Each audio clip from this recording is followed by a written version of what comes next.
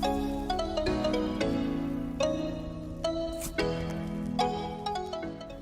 everyone! Welcome to my YouTube channel. Today's video, ituturo ko po sa inyo kung anong ginagawa kong makeup pag mainit.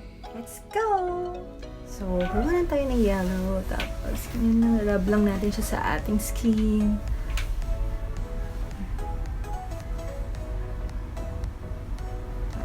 Para pang, antioxidant na rin siya. Ganon. Hydrating. Tsaka para kore-korean na rin yung skin natin, di ba? Yan. Ang sarap kaya ng piling na pag tag-init. Tsaka nakaka-close din siya ng pores.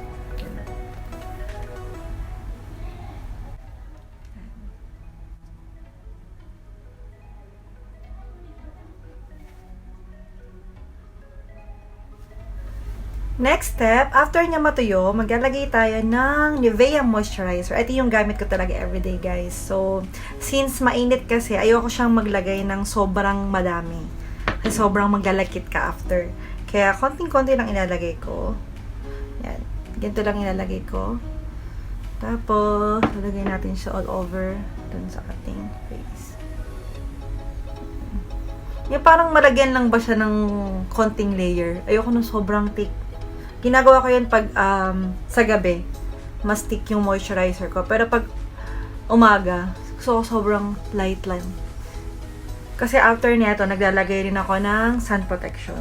Siyempre, kailangan natin yun para iwas pigmentation. So, since tuyo na siya, kasunod na natin ang ating sun protection. I'm using Vichy. Yan, SPF 50 siya with radiance na siya, kaya sobrang ganda niya.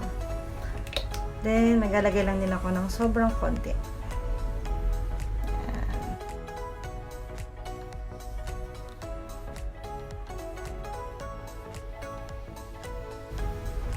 Siyempre, kailangan hindi lang tayo puro makeup, no? Kailangan maglalagay din tayo ng mga, pamprotekta sa mga chemicals na nilalagay natin sa ating mukha. So, ito yung mga tips ko, mga ginagamit ko everyday bago ako mag-makeup.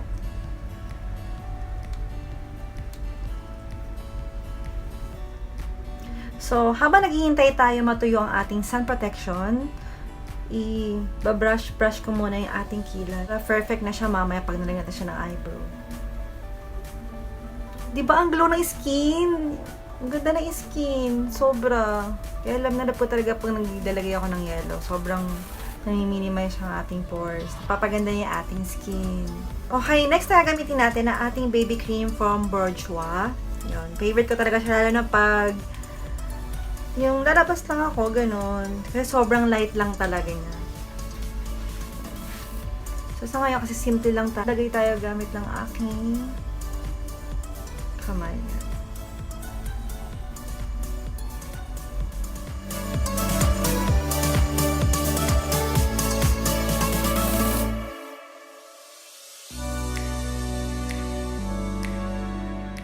Tsaka ito guys, tong baby cream sa Bourjois, may SPF na to. So, aside sa foundation, meron din siyang moisturizer at sun protection.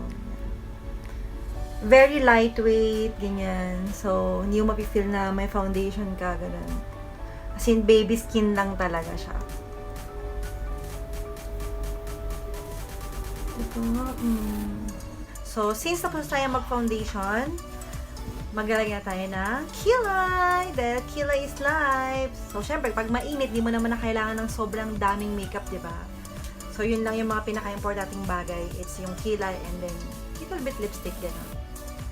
Sa pagkikilay, mag-draw muna ako ng line sa baba. Para yun ang maging guide natin. Para makuha natin yung right shape ng ating kilay. Then, isunod na natin yung taas bago natin i-feel ng very light yung loob nito.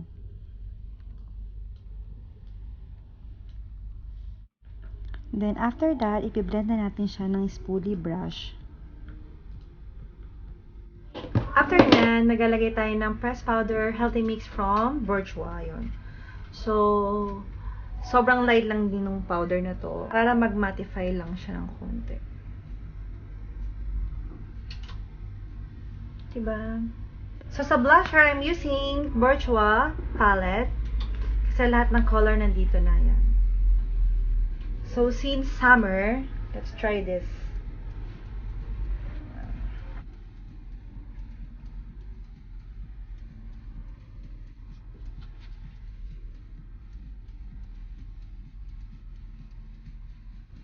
Diba? Summer na summer.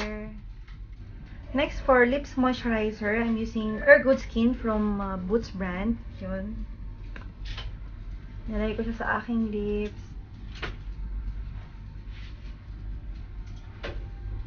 Kasi pag summer, sobrang, ayun, summer or winter, nagadali talaga yung lips natin. So, kailangan din talaga natin yung mga gantong lip balm.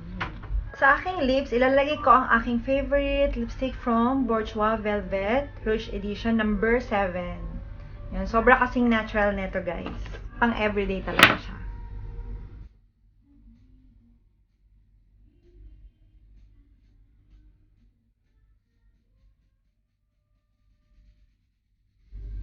So, this is my final look, guys. I hope you like it. See you on my next video. Bye!